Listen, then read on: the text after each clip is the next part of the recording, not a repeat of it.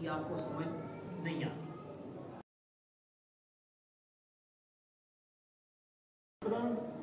इल्लत के उसूलों पर अरबी में जो सबसे मुमताज किताब हो,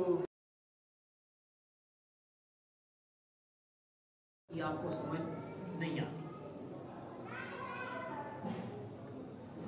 हाँ जी, और कोई बात किसी ने पूछनी है तो पूछ लें।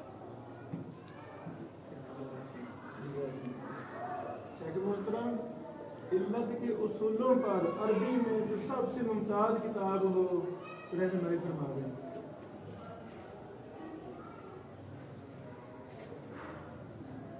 महर यासीन साहब वाली ना अल जामे फिल फवाद वाले वो नहीं,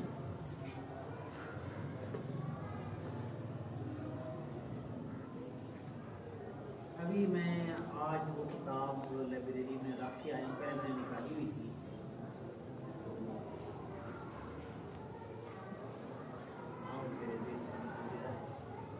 मोटी किताब है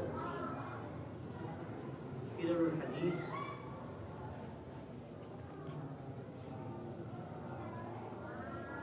मैंने उसका नाम आपको भेज दूंगा, मुझे याद नहीं आ रहा।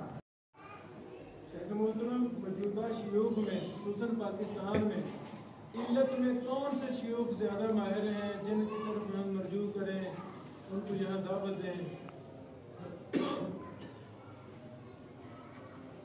सिर्फ